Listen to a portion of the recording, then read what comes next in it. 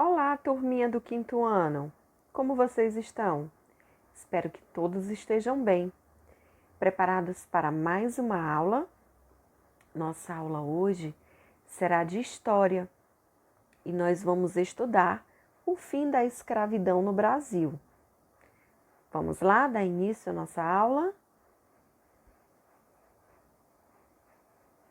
Façam a agenda 25/9/2020. Disciplina História. Conteúdo: o fim da escravidão no Brasil. Atividade, página 125.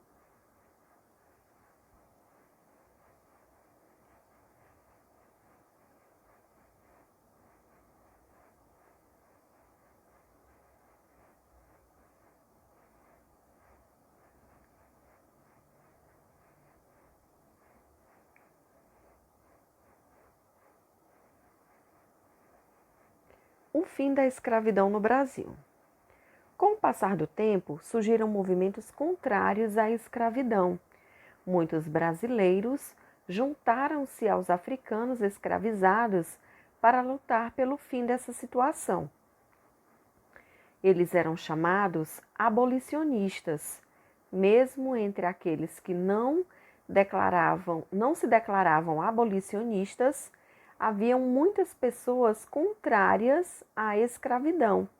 Então, com o passar do tempo, surgiram alguns movimentos entre muitos brasileiros se juntaram aos africanos escravizados para lutar pelo fim dessa situação, ou seja, para lutar pelo fim da escravidão no Brasil.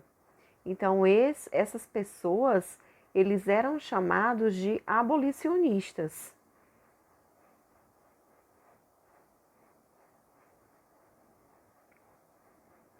Leis abolicionistas. Graças à luta cotidiana dos africanos escravizados, as campanhas abolicionistas e as manifestações da população foram surgindo leis contrárias à escravidão. Vamos ver no próximo slide. Então vamos ler que leis foram essas, leis abolicionistas. Lei Eusébio de Queiroz, 1850. Essa lei, ela acabou com o tráfico, o comércio de pessoas escravizadas. Lei do Ventre Livre, 1871. Essa lei, ela deu liberdade aos filhos de negros escravizados, nascidos a partir de 28 de setembro daquele ano. No entanto, a criança permaneceria sob a guarda do proprietário de sua mãe até completar 21 anos de idade.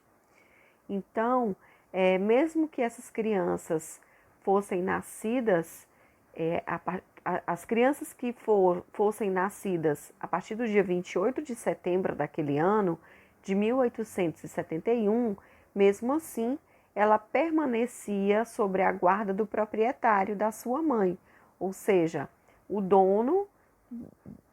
donos de escravos. Eles permaneciam com essas crianças até eles completarem 21 anos de idade. Lei dos Sexagenários ou Saraiva-Copegite, 1885. Libertava todos os negros escravizados com mais de 65 anos de idade.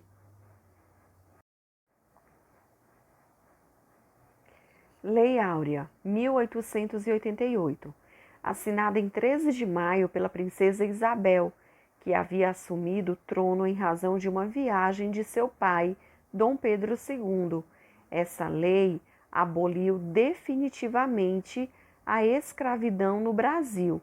Então, essa lei, ela foi assinada em 13 de maio do ano de 1888 pela princesa Isabel, que dizia abolir definitivamente a escravidão no Brasil.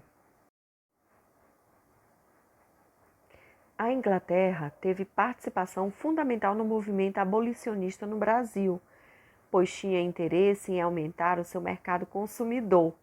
Trabalhadores assalariados poderiam comprar produtos ingleses, escravizados não. Observe a imagem. Então, essa imagem mostra escravos indo para a roça. Situação dos escravizados libertos.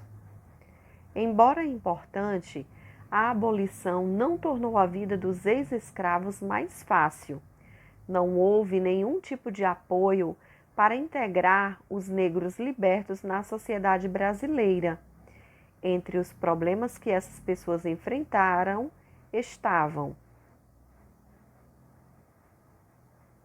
a falta de acesso a terras, que impedia que essas pessoas trabalhassem por conta própria.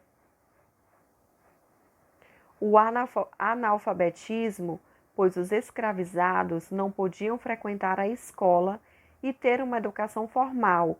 Em consequência, também não podiam votar, já que a Constituição da época só permitia que pessoas alfabetizadas votassem. A falta de recursos econômicos, já que foram libertos sem nenhum tipo de remuneração ou indenização e, portanto, não podiam comprar itens básicos para a sua sobrevivência. A concorrência com os imigrantes, o fato de os imigrantes serem brancos, lhes garantia a vantagem entre a elite brasileira, que era racista. Uma parte dos africanos que aqui estavam retornou para a África. Essas pessoas já haviam absorvido parte da cultura brasileira, formada por uma mistura entre a cultura indígena, a portuguesa e a africana de diferentes nações, e a levaram para a África. Por isso, muitos foram vistos como estrangeiros em sua própria terra natal. Então, a liberdade desses escravos não foi fácil para eles. Houve todas essas consequências.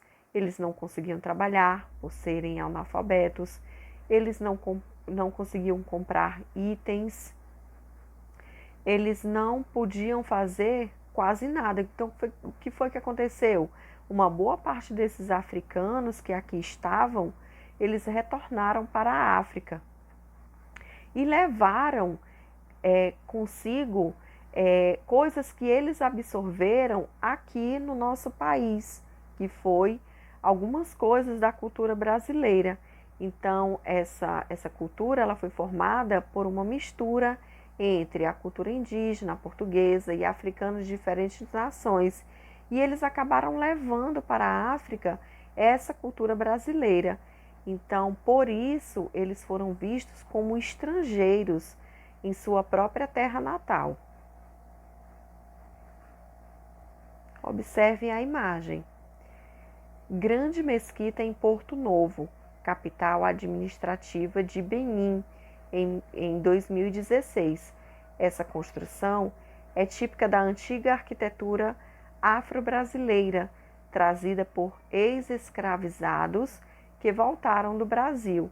Esse tipo de construção não correspondia à tradição africana. As tradições africanas no Brasil.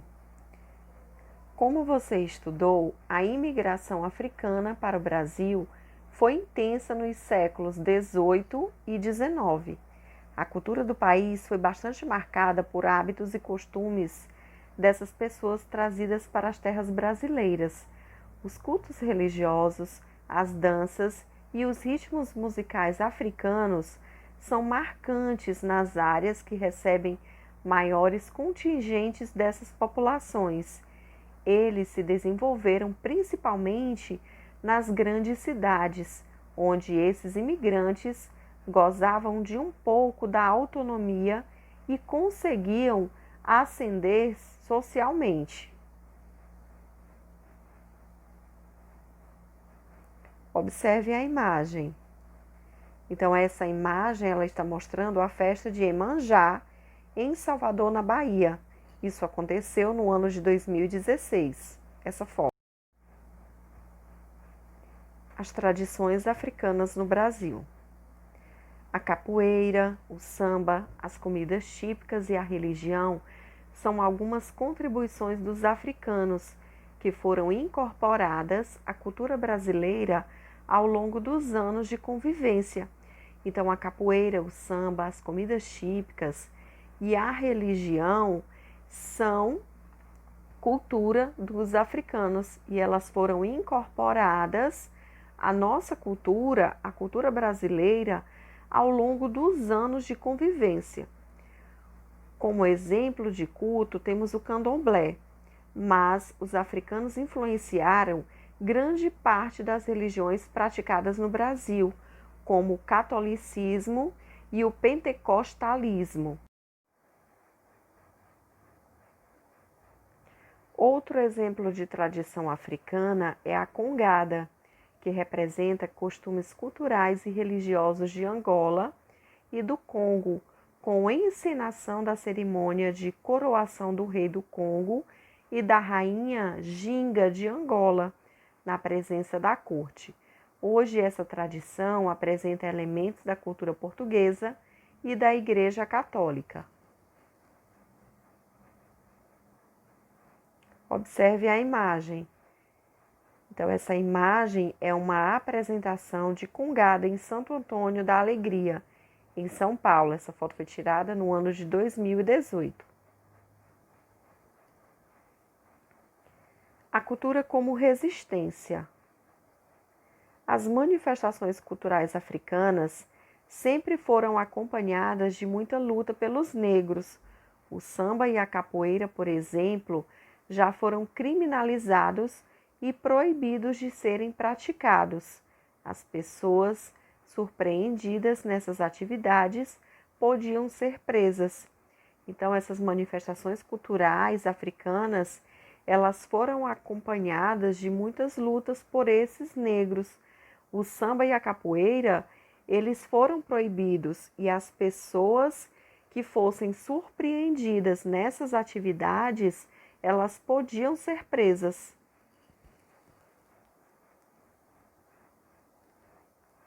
Outras manifestações mais atuais, como o rap e o funk, produzidas principalmente por jovens negros para tratar do cotidiano em religiões periféricas, também sofrem com a repressão da sociedade. Dessa forma, a cultura acaba se tornando uma maneira de reforçar a identidade de um grupo, preservando sua história, suas lutas e a sua cultura.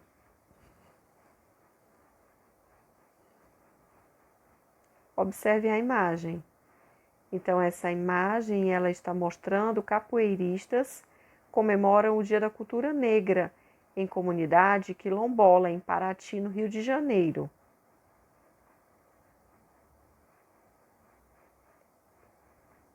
A roda de capoeira, patrimônio cultural imaterial.